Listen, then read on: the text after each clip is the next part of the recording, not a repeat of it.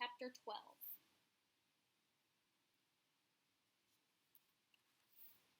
The Goldfish Man turned around and smiled questioningly at Ma and Ba, who could do nothing but continue to stare.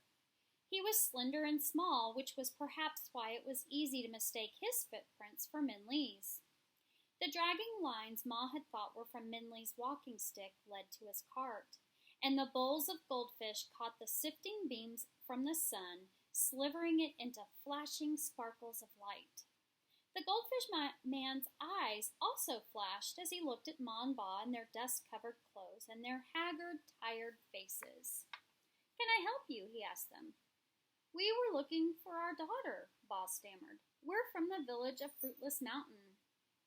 "You sold her a goldfish, and then," Ma sputtered, "and then she ran away to change our fortune." "I see," said the Gold Man. And again he looked at them, at Ma's tight, angry frown, at Ba's careworn, worried face.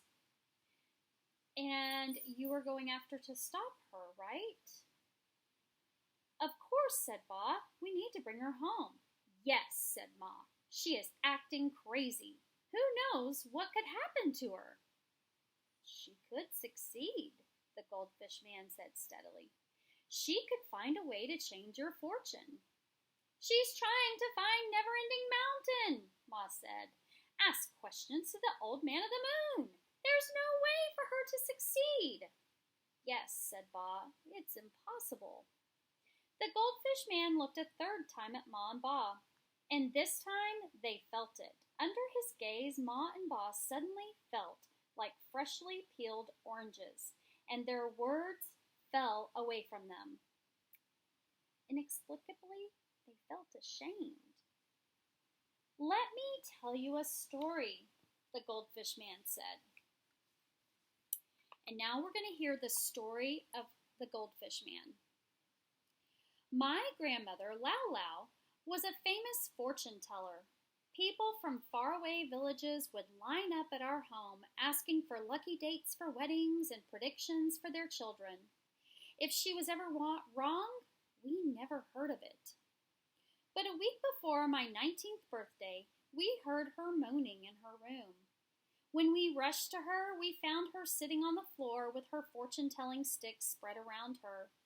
To my surprise, as soon as I entered the room, her piercing eyes fixed upon me. "You," she said, "you will die next week on your birthday." It was as if she had exploded a firecracker in the room. My parents and aunts and cousins burst into exclamations and wails. "It is true," my grandmother insisted. "I have checked and rechecked over and over again, and the sticks always say the same. Next week, on his 19th birthday, he will die. That's his fortune." I couldn't believe it. How could this be? But my belief in my grandmother was unshakable, so if she said so, it must be true. I stood staring as my family created a storm around me. Finally, I said with a mouth as dry as sand, "Lao Lao, isn't there anything I can do?" "There is only one thing you can do," she said, "but it is doubtful it will work." "I'll do it," I said. "First," Lao Lao said, "we must get a bottle of the finest wine and make a box of sweets." So Lao Lao went to the rich magistrate of the town and persuaded him to give her a bottle of his best wine. My mother and aunts hurried to the kitchen and prepared cakes, cookies, and sweetmeats with more care than ever before. Before the aromas of the delicacies were captured into our most ornate box, they floated in the air, causing all of the neighborhood and animals to whine at our door.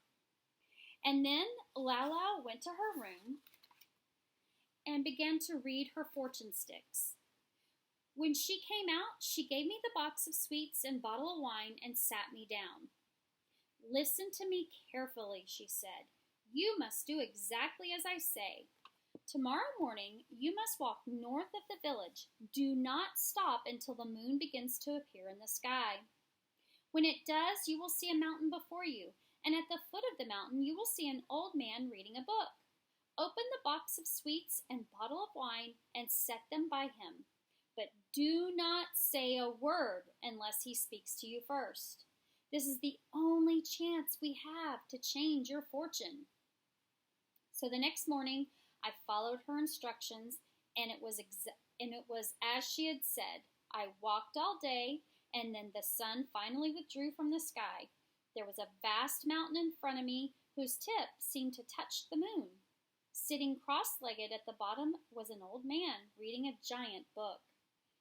The light from the moon seemed to make him glow silver. I opened the bottle of wine and box of sweets and quietly laid them next to him. And then I sat and waited. The old man didn't notice me and continued to read. My mouth watered as the smell of the sweets drifted in the air, but I didn't move. And even though the old man was engrossed in his book, he must have smelled them as well, because without lifting his eyes from the page, he began to eat. It was only when the bottle of wine was empty and he was eating the last cake that the old man lifted his head. He seemed surprised to see a half-eaten cake in his hand. "I've been eating someone's food," he said to himself. He looked up and saw me sitting nearby. "You, boy, is this your food?" "Yes," I said as I came closer as he beckoned. "Well," he said to me, "what are you doing here?" I told the old man my story while he rubbed his beard. When I finished, he said nothing but began to turn the pages in his book. Finally, he nodded. "Yes, it's true," the old man said. "You are to live only 19 years. And he turned the book toward me in the moonlight, and I read my name on the page.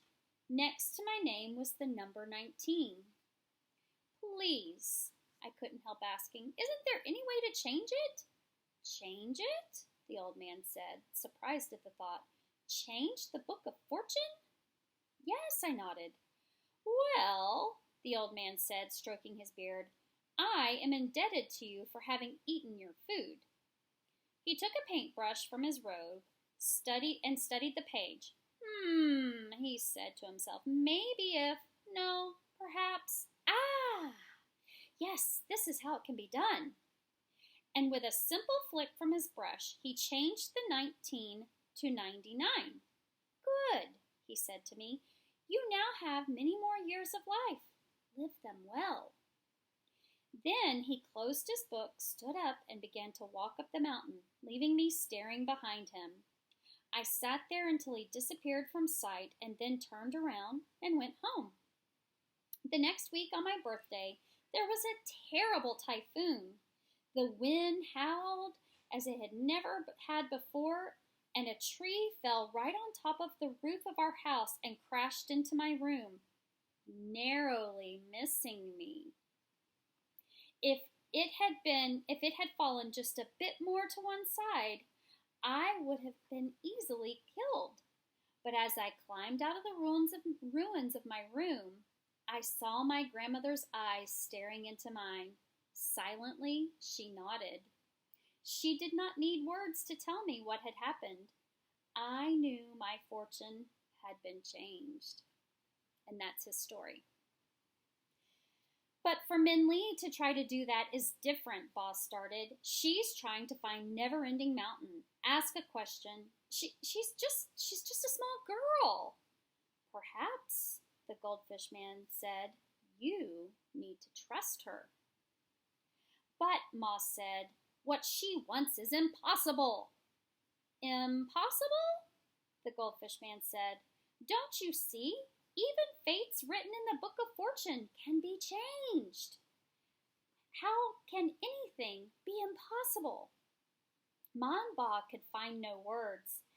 His eyes and the hundreds of eyes of the goldfish behind him seemed to silently scold them. And as they looked at the ground, the Goldfish Man shifted back his bag and turned toward his cart. "Here, a gift," the Goldfish Man said, placing a bowl into Ba's shaking hands. The fish, a pale silver color of the moon, circled in the bowl. Perhaps if you cannot trust that your daughter will find Never-Ending Mountain, you should trust that she will return home to you, because that is not impossible. So, whether Min Lee brings it to you or not, I wish you good fortune. And with a bow, the Goldfish Man walked away. His bowls of goldfish cast pieces of rainbows in the air, making him sparkle in the sun. Ma and Ba stood and watched him until he looked like a twinkling star in the distance.